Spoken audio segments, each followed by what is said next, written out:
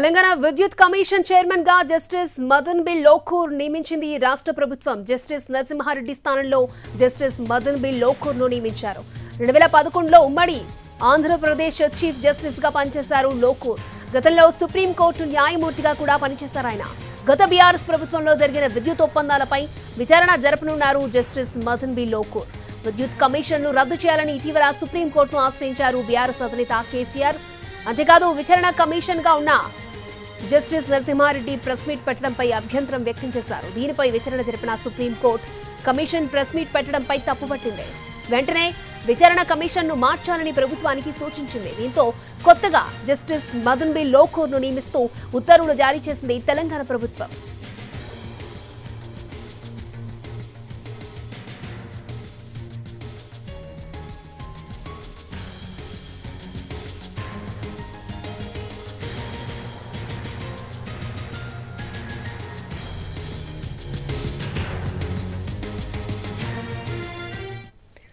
తెలంగాణ విద్యుత్ commission chairman గా justice Madan B Lokur ను నియమించింది రాష్ట్ర ప్రభుత్వం. ఇదే అంశానికి సంబంధించి మరిన్ని అప్డేట్స్ మా ప్రతినిధి శర్మ మనకు అందిస్తారు. శర్మ, జస్టిస్ నరసింహారెడ్డి స్థానంలో ఇప్పుడు జస్టిస్ మదన్ బి లోకూర్ నియమితులయ్యారు. ఆయనకు సివిల్, క్రిమినల్, రాజ్యాంగం, రెవెన్యూ మరియు సర్వీస్ చట్టాల్లో అపారమైనటువంటి అనుభవం ఉంది. 2011-2012 మధ్య కాలంలో ఉమ్మడి ఆంధ్రప్రదేశ్ లో ప్రధాన న్యాయమూర్తిగా చేశారు. తర్వాత సుప్రీంకోర్టు న్యాయమూర్తిగా కూడా పనిచేశారు. డిసెంబర్ 90 వరకు కేంద్ర ప్రభుత్వం స్టాండింగ్ కౌన్సిల్ గా కూడా ఆయన పనిచేశారు. ఆర్థిక నేరాలకు సంబంధించి కావచ్చు, క్రిమినల్ ట్రయల్స్ సహా అన్ని రకాల కేసులను కేంద్ర ప్రభుత్వం తరపున ఆయన వాదనలు వినిపించారు. దానికి సంబంధించినటువంటి అపారమైన అనుభవం ఉంది. వివాద రహితుడిగా పేరుంది. చాలా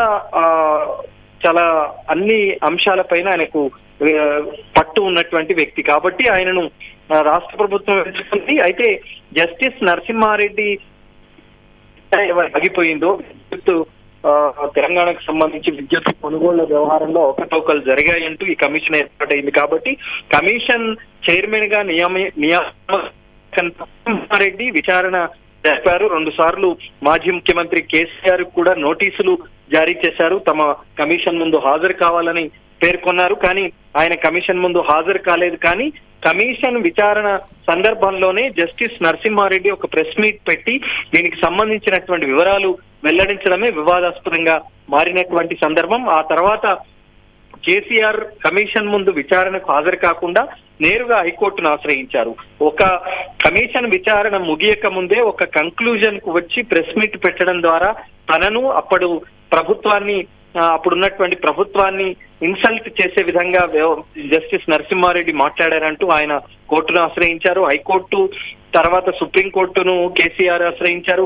కానీ విద్యుత్ కమిషన్ విచారణకు సంబంధించి ఎటువంటి అభ్యంతరం చెప్పని సుప్రీంకోర్టు కమిషన్ చైర్మన్ గా ఉన్నటువంటి నరసింహారెడ్డిని మార్చాలని రాష్ట్ర ప్రభుత్వానికి చెప్పింది. ఆ సుప్రీంకోర్టు ఆదేశం మేరకే నరసింహారెడ్డి స్థానంలో మరొక వ్యక్తిని నియమిస్తామంటూ ప్రభుత్వం అప్పుడు సుప్రీంకోర్టుకు స్పష్టం చేసింది. ఆ నేపథ్యంలోనే నిన్న అసెంబ్లీ జరుగుతున్నటువంటి సందర్భంలో ముఖ్యమంత్రి రేవంత్ రెడ్డి సాయంత్రంలోగా కొత్త కమిషన్ కు కొత్త చైర్మన్ నియామకానికి సంబంధించినటువంటి ప్రక్రియ చేపడతాం, కొత్త కమిషన్ చైర్మన్ గా నియమిస్తామనేటువంటి విషయాన్ని కూడా అసెంబ్లీలో ముఖ్యమంత్రి చెప్పారు. అందుకు అనుగుణంగానే ఇవాళ మదన్ బి లోకూర్ ను విద్యుత్ కమిషన్ చైర్మన్ గా నియమిస్తున్నట్టు ఉత్తర్వులు వెల్లడించారు. ఇప్పుడు ఆయన ముందు ఉన్నటువంటి విచారణకు సంబంధించి జస్టిస్ నరసింహారెడ్డి ఎక్కడైతే విచారణ ఆగిపోయిందో అక్కడి నుంచి మళ్ళీ మొదలవుతుంది. మరోసారి మాజీ ముఖ్యమంత్రి కేసీఆర్ కు నోటీసులు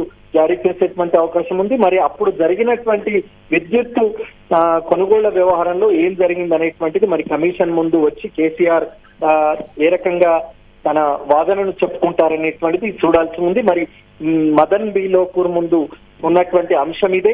విద్యుత్ కొనుగోళ్ల వ్యవహారంలో ఇప్పటికే దాదాపు 98% విచారణ పూర్తయిందని నరసింహారెడ్డి పేర్కొన్నారు. కాబట్టి మరి ఆ విచారణలో జరిగినటువంటి అంశాలన్నింటినీ కూడా మదన్ బి లోకూర్ పరిశీలించేటువంటి అవకాశం ఉంది. దానికి అనుగుణంగానే ఆయన తన తదుపరి విచారణను కొనసాగించే అవకాశం మనకు కనిపిస్తుంది. రైట్. అంటే శర్మ, విద్యుత్ ఒప్పందాలకు సంబంధించి కమిషన్ ఏర్పాటు చేస్తారు. కమిషన్ కి ఇంకా ఎన్ని రోజులు టైం ఉంది అంటారు? మదన్ బి లోకూర్ ఎప్పటి వరకు విచారణ చేసి రిపోర్ట్ ను అందజేసే అవకాశం ఉందంటారు? విడుదలైంది కాబట్టి విషయాలన్నీ పెంచాల్సి ఉంది. మరి అందులో ఎంత టైం బాండ్ ను ఫిక్స్ 3 నెలల సమయం పొడిగి అవన్నీ టైం కూడా పూర్తయిన చైర్మన్ గా కొత్త వ్యక్తి నియమితులయ్యారు. మరి ఆయనకు సంబంధించినటువంటి గైడ్ లైన్స్ ఉన్నాయనేటువంటిది. ఓకే శర్మ.